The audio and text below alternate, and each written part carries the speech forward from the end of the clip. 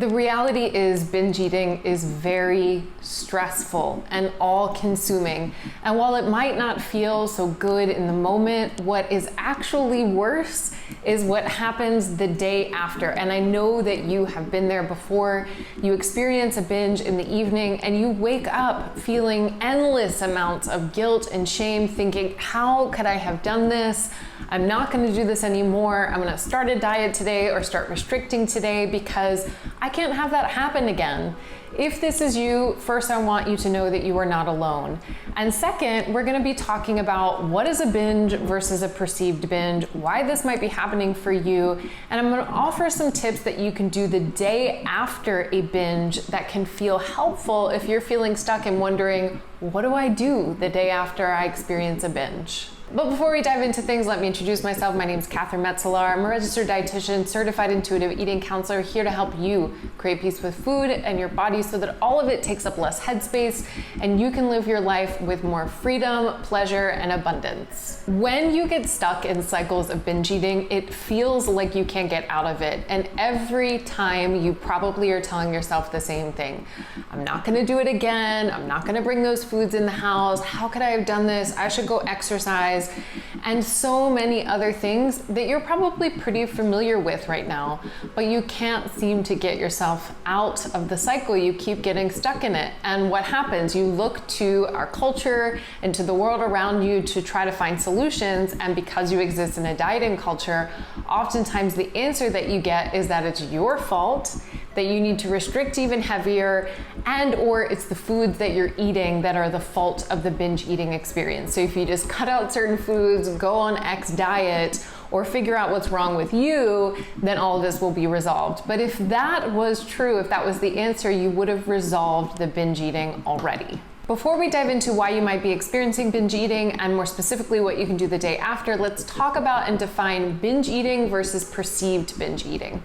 Binge eating is the experience defined clinically as eating large amounts of food in a short amount of time to the point of discomfort and often overriding those fullness cues. Now, that is different than perceived binge eating. Now, perceived binge eating is defined as the experience of feeling like you ate too many foods, of feeling like you binged, but it's actually just a normal amount of food. Perceived binge eating is very common in the context of eating disorders, disordered eating, or chronic dieting, because you are told to eat such little amount of food and such small amount of calories that what is normative eating ends up feeling like a lot. Or even when you eat beyond maybe what you're being told you should eat, or as you're healing your relationship with food, it can also present itself as a perceived binge, when in reality they are two different experiences.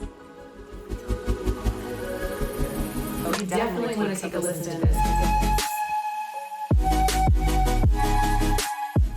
So let's talk about what causes binge eating. There are two common causes of the experience of binge eating.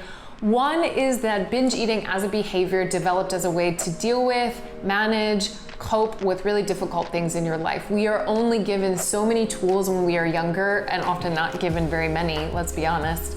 And we utilize what we've got. And for a lot of us in our childhood and growing up, binge eating was a way to numb out from experiences, distract from experiences, to nurture ourselves. And so that is most certainly something that needs to be addressed in the context of healing the experience with binge eating.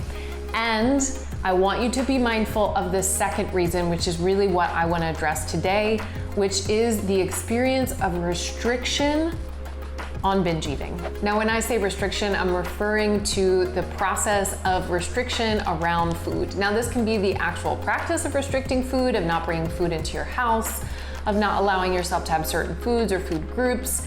It can also be the experience of dieting, of cutting out certain foods, of telling yourself you're only allowed to have a certain amount of food or a certain quantity of food. There are many different ways that restriction can show up for you, and it is an integral part of understanding and stopping the experience of binge eating. Even if you think you are not experiencing restrictive eating, it likely is that you are experiencing some form of restrictive eating. The reason why I'm emphasizing that you need to take a look at restrictive eating is because if we don't address that first, it leaves a lot of space for this concept that's often pushed seemingly in diet culture, that if you just regulate your emotions, your binge eating will resolve itself.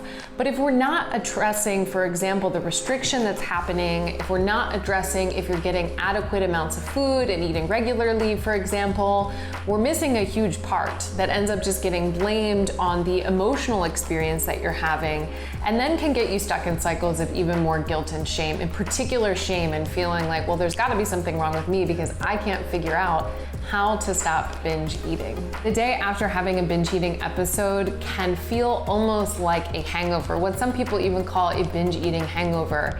And it is the worst. It feels so bad, not only mentally, but also physically. Sometimes your tummy hurts, sometimes you have a headache, you feel dehydrated, maybe you didn't sleep enough, and then add to that the endless onslaught of negative internal messages that are coming up for you that just feel hard in combination with both. And what happens as a result? Usually the instinct is to want to start dieting. Maybe you want to start restricting, start planning your next exercise routine, but all this does is set you up for another cycle of binge eating. Because why? It happens because this is a threat to your body and to its system to get food again. As soon as you start saying, okay, I'm gonna start restricting foods, I'm gonna lessen my intake, I'm gonna skip meals, your body says, oh no, we're scared, we don't want this to happen. And make sure that when you then get access to food, that you end up eating way more than you would have intended. So now let's talk about some things specifically that you can do the day after a binge eating experience that will help cut that cycle in half and stop it in its tracks, while also helping to support you and how you're feeling the next day. The day after you experience binge eating, I want you to be extra gentle and kind to yourself and wear comfortable clothes. This is not the time to start trying on new clothing, to start wondering and going through your clothes to see what seasonal clothes used to fit me.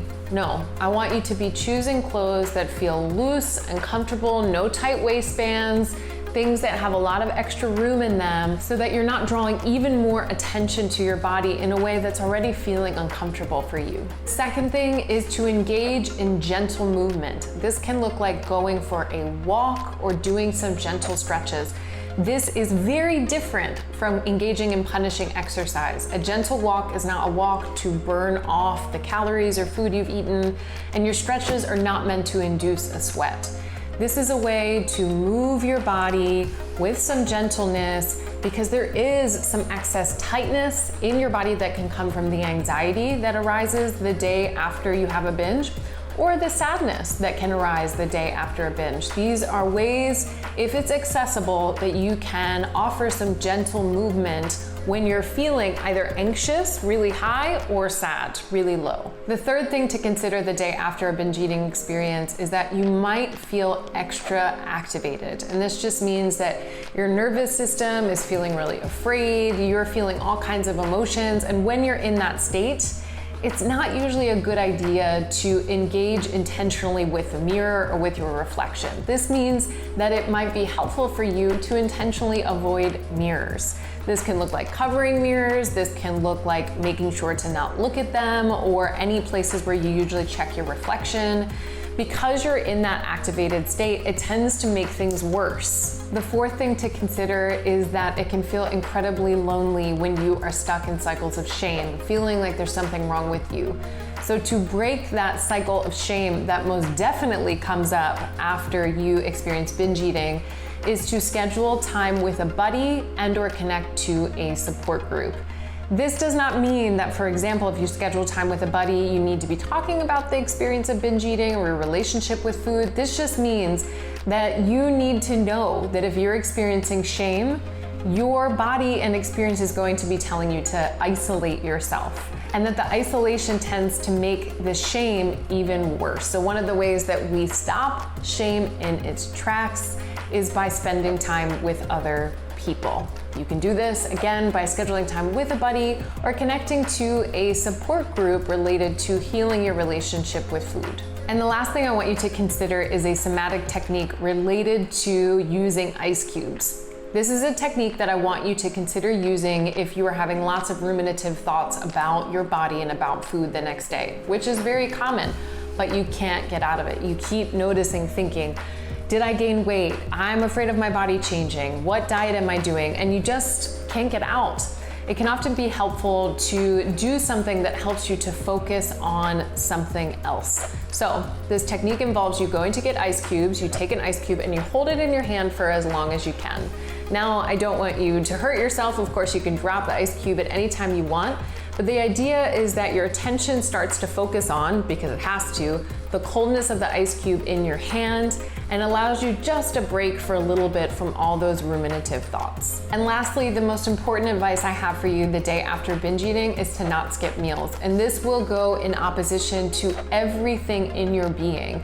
Partly because you might still be full from the day before, partly because food might feel gross or not interesting. But remember that no matter how much food you had the day before, your body still has needs the day after. It's not like it carries over and helps you into the next day. It's a new day, your body has new needs. By making sure that you're not skipping meals, you are directly disrupting that cycle of restriction and then binge eating and then shame and then restriction and then binge eating, that shame that you get stuck in over and over again. You are challenging that while also saying, I am going to honor my body's needs today, even though I don't want to, even though it feels uncomfortable, and I'm going to do my best to make sure that my body's nourished today so that it no longer feels threatened that I'm not going to get food again. The day after binge eating is super hard. And if you are in a place where you're feeling stuck with your relationship with food and you keep experiencing binge eating, please know that you are not alone, and please know that if it's feeling hard and you're feeling confused,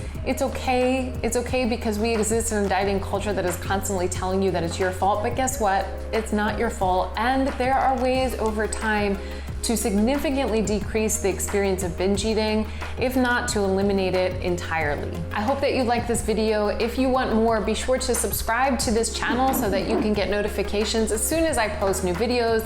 Like this video and share it with other people. Share your experience in the comments or other things that you want me to talk about, and I will see you back here next week.